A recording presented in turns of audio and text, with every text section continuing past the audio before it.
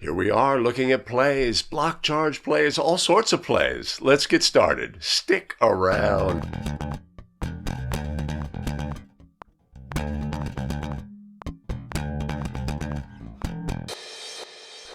Greetings, everyone. Welcome back to 5 Play Friday, the show where we analyze game video, get better as basketball officials. Greeting, my name is Greg Austin with A Better Official.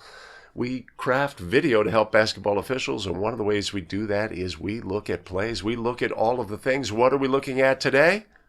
Our first play is a you make the call play. And as we haven't had a consistent theme this year, it's a block charge play. Let's take a look at play number one.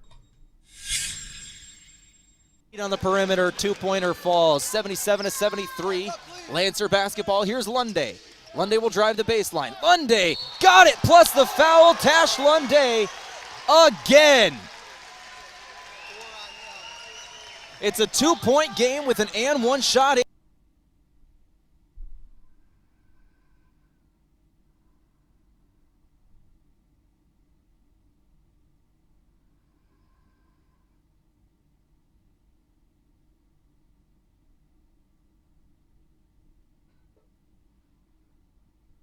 All right, a blocking foul is ruled. We've had our You Make the Call play. The last two episodes have been block charge plays as well. What do you have on this play? Put your ruling down in the comments below and stick around to the end of the video where we'll be looking at all of the things on play number one. With that, let's move on to our next play.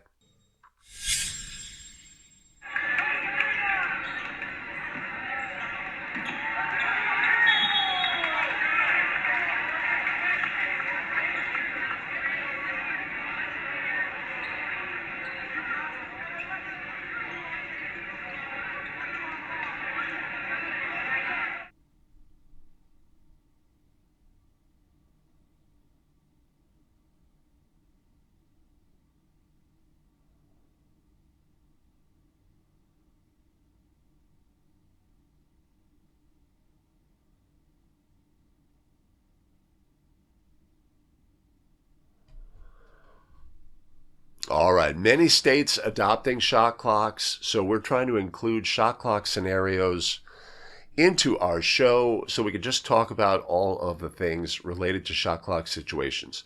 In this situation, the shot clock was reset. Okay? Did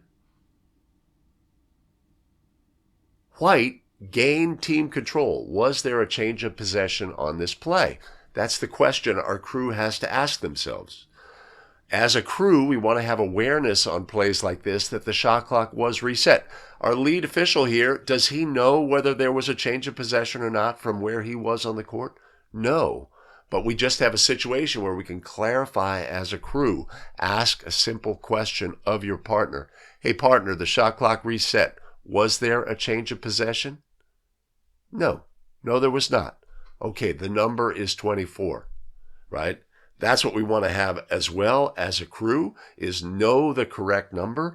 Many states that are adopting shot clocks get the best brand new state-of-the-art equipment for shot clocks, and most of them are probably going to have recall. So our shot clock operator could simply just select what the shot clock was when the shot clock was reset. Go back to the previous number.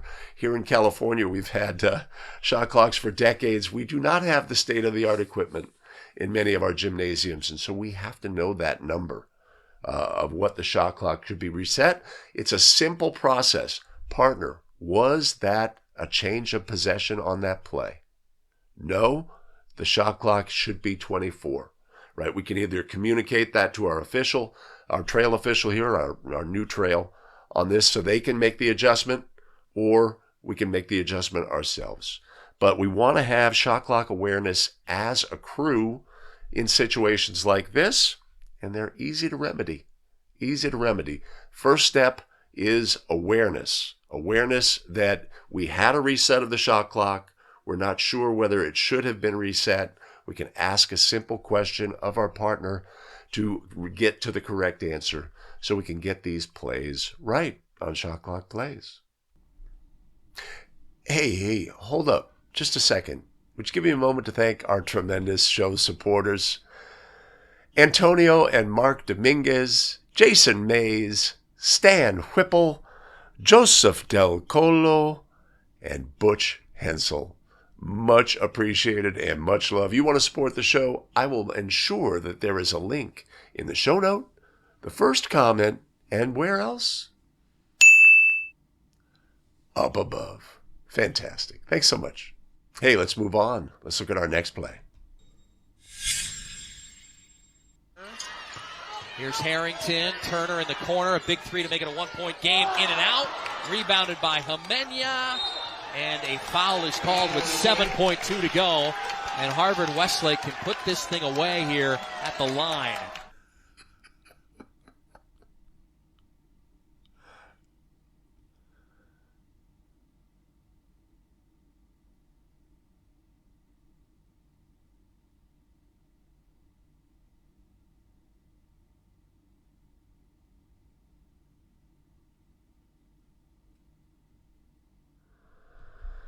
Okay, we have some dead ball activity on this play. What has occurred?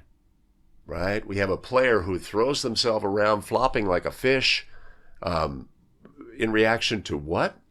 Right? They clearly are embellishing some contact that didn't occur, or did it occur? Let's look at all of the things and our habits and fundamentals as a crew on this play. This is in a dark corner of the gym, right? These two officials are going to have the look on this play. Or do we expect our trail to be involved? Maybe, maybe not. We have some play acting we have embellishment by White 23 here. Was there something that led to them doing this embellishment? Let's take a look. Yes, there was. Let's take a look here.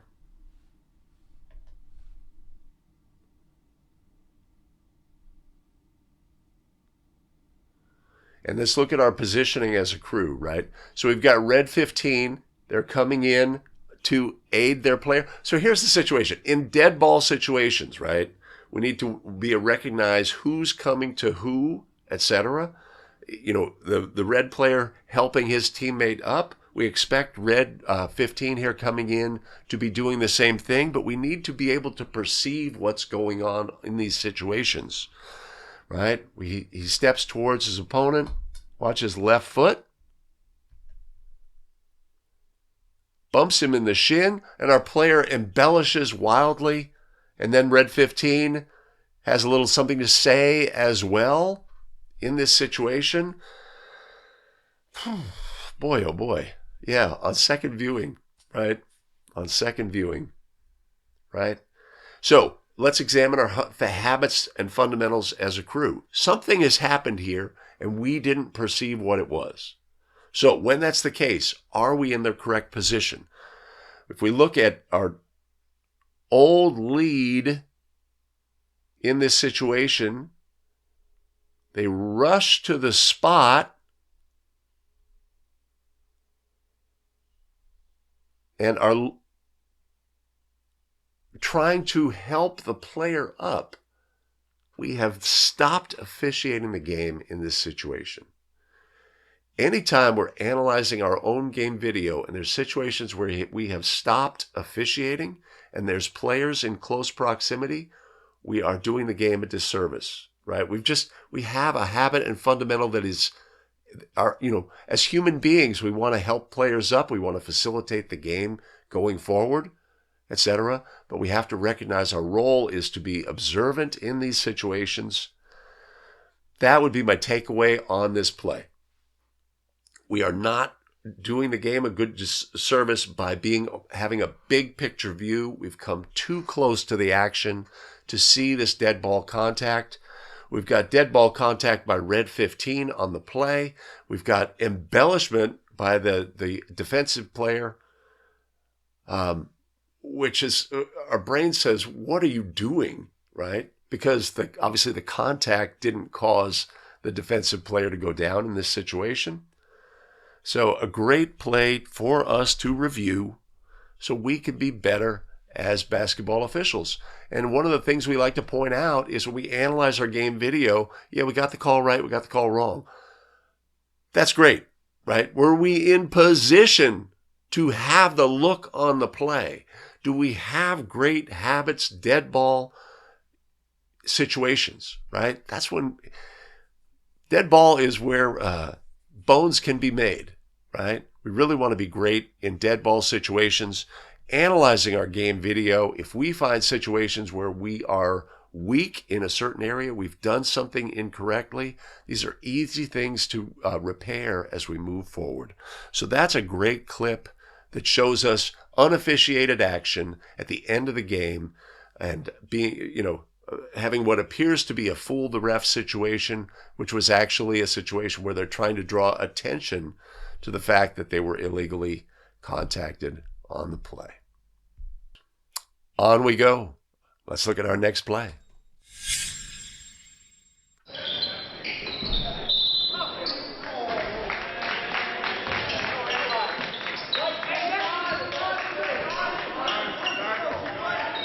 Fouls on number 25, Tyler Creek, second team.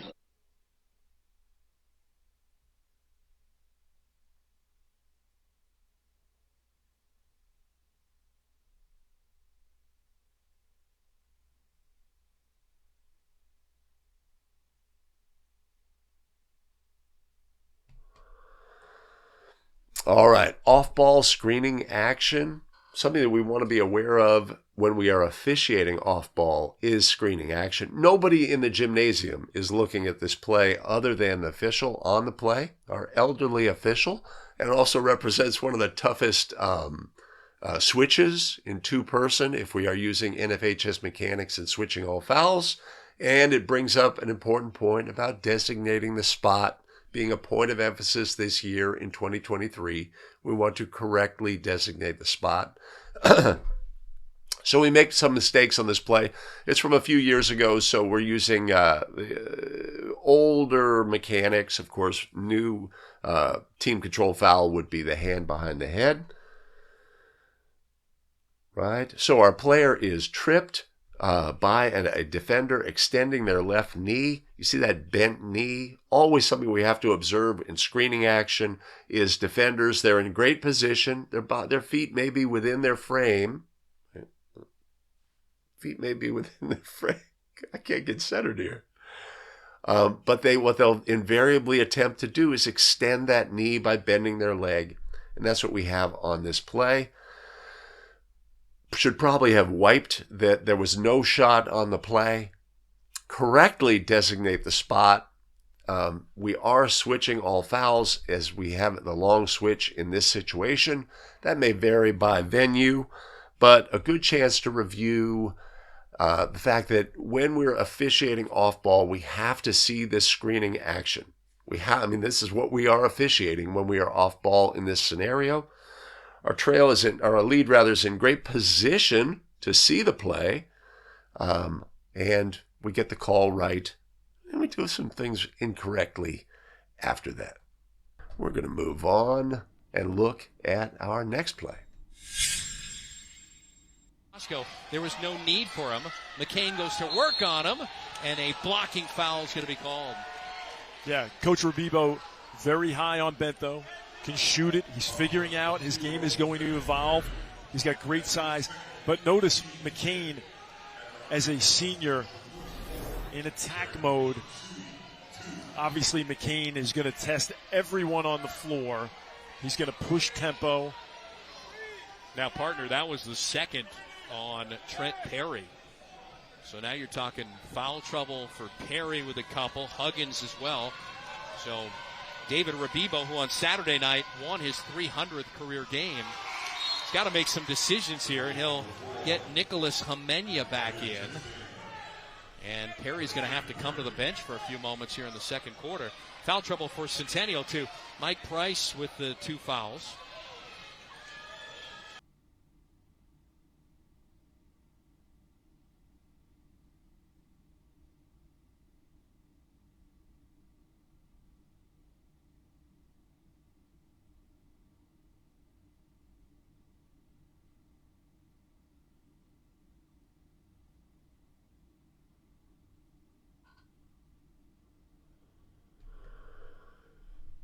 All right, we got some stuff going on this play. Block charge play. Again, it's sort of in the dark corner away from the camera. What happens on this play? What are the habits and fundamentals? What do we have after the play, etc.? Let's look at all the things. This is a pretty meaty, there's a lot of meat on the bone here on this play, right? We ultimately have a blocking foul on a secondary defender. Appears to be the best player on the team. It's their second foul of the half, causing them to be subbed out of the game. Not that we're ever aware of foul counts on best players for either team, but that's what we have on this play. Let's look at all of the things, and then we have subsequent coach action, etc. So let's look at the spot of the foul. Calling official. Boom, strong, confident, right? That's what we want. That's what we want. We don't want any ambivalence, etc. Coach can't believe it. He wants to act out the whole scenario with gesticulations and movement on the court, etc. High-level playoff game in this situation. Let's look at the habits and fundamentals of our calling official, right? They take a great path to the table around players in this situation. They have a big picture view. They come and engage an assistant coach, a standing assistant coach.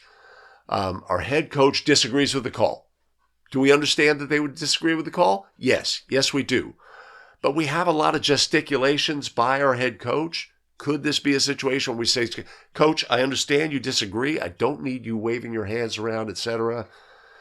I mean, these actions by the coach are inflammatory, potentially, to a crowd. Just something to be aware of. Or do we definitely have to do that in this situation? No. Is it a tool in our tool belt? Coach, hey, I understand your position, etc. I don't need you waving around. It's something we could do and address. But let's look at the play itself. Do we have a block by a secondary defender on this play? We have an on-ball matchup, red 30, on our ball handler. Lead seems to be focused on that action. Do we have a secondary defender with 2 feet on the floor facing their opponent?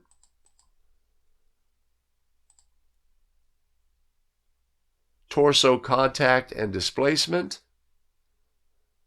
Yes.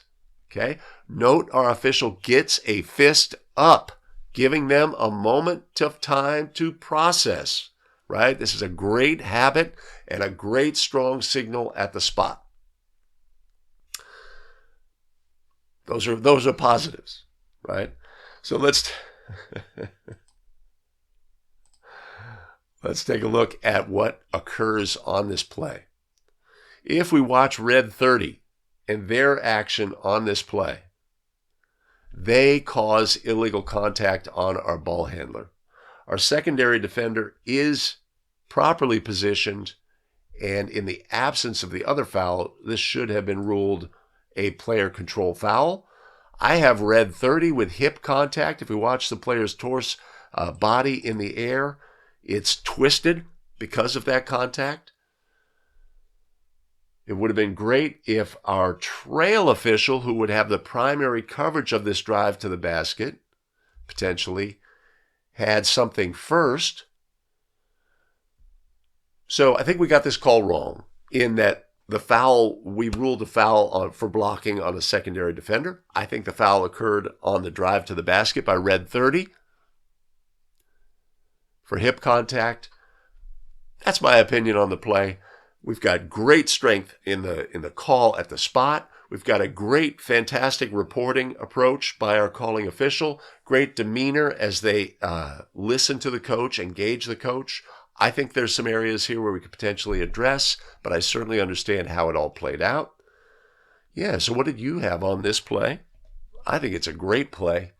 Put your comments down below and we can talk about this play in the comments. It's a great play to look at for basketball officials. Hey, back at the start of the video, we had play number 1, a you make the call block charge play. What was your ruling? Let's take a look now at all of the things on play number 1. On the perimeter, two-pointer falls, 77-73. Lancer basketball, here's Lunday. Lunday will drive the baseline. Lunday, got it, plus the foul, Tash Lunday again. It's a two-point game with an and one shot.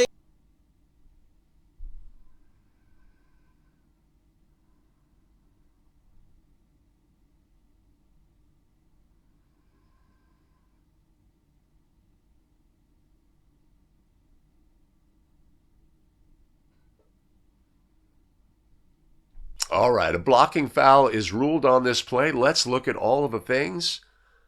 We have a transition play that leads to a center side drive to the basket, secondary defender, help defender for NCAA women's. Attempts to take a charge, a blocking foul is ruled. Have a secondary defender, number 42, who prior to a player leaving the floor. This is a collegiate game, but let's think this through for high school. Prior to the player leaving the floor, establishes legal guarding position on the play. What do they have? They have 2 feet on the floor. They are their torso facing the opponent. They have achieved legal guarding position.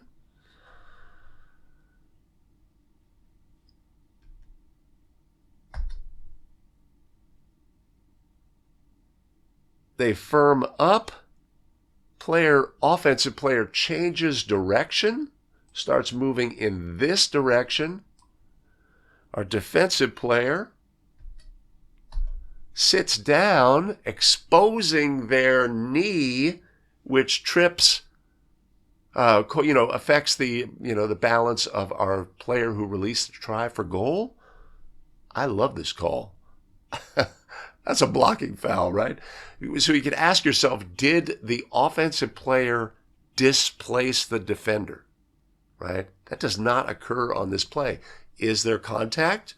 Potentially, yes, right? There's a brushing of the torsos, but did that brushing of the torso displace the defender, or did our defender embellish their contact on this play?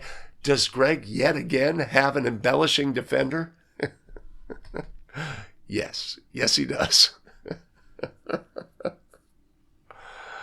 Let's take a look one more time. Right, so transition. This is the position. Lead is going to be in this position, and once the player starts to drive, they have no opportunity to rotate on this play. So they have to officiate the play from where they are. You notice our official steps into the lane somewhat to get a look, probably anticipating a rotation. They're looking right at it. They got a great look at it. And a block is ruled. I love it. I love it. I love a block on this play. What did you have, right? I can understand we have a legal defender. He's there, right? But then when he falls down and exposes that knee, to me, that's illegal contact on our airborne shooter, and a blocking foul was properly ruled. Blocking foul ruled by our calling official. That video clip was supplied by Chris Janish. Much appreciated, Chris. If you want to supply a clip for 5 Play Friday, you can follow this link. There'll be a link in the show notes in the first comment and here on the screen as well. Submit your play and it may appear in an upcoming episode of 5 Play Friday. Thanks so much. All right, we've had some tough block charge plays on today's episode. What we like to always do is have a little palate cleanser at the end. Let's take a look at a bonus play. Whether it's 3 or 2 is going to be determined by this second free throw from Katie Hove. She's got a team high 17 today, 8 of 13 from the stripe. 3.5 seconds remaining. Shot from Katie Hove. She missed both. Game is 2. Here's the game-winning shot. Does it go? Yes, it does! Valley City State walks it off with a half-court buzzer beater. What did we just see? Free throws missed from the Lancers, and a half-court buzzer beater will win.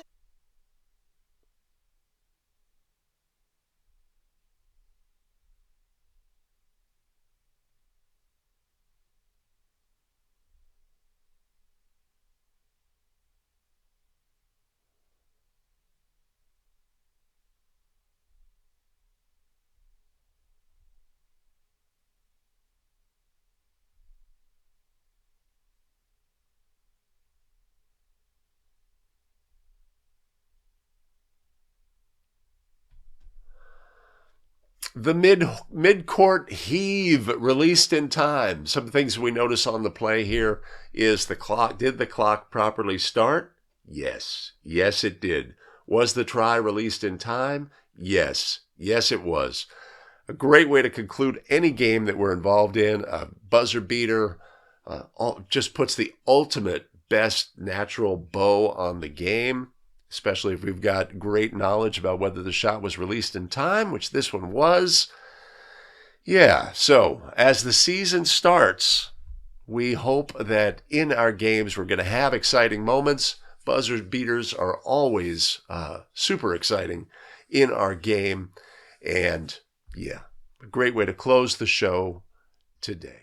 Hey, if this is the video content you find valuable, yes, you should do the things. Do it immediately and directly. Hit the like button. Boom! Just like that. That really helps us with the YouTube algorithm. Gets the video in front of more basketball officials so we can all get better together. Give me just a moment to thank our tremendous show supporters who fuel this broadcast. Who's up on the big board this week? Antonio and Mark Dominguez, Jason Mays, Stan Whipple, Joseph Del Colo, and Butch Hensel. Much appreciated. Much love. You want to support the show? I'll make sure there's a link down below in the show description. I'll put it in the pinned first comment, and I'll also make sure to put it up above. Hey, appreciate you joining us, sticking around to the end of the video. I have a video here on block charge plays, which we've had a couple of in this episode. Check that out, and we'll see you in the very next video. Take care, everybody.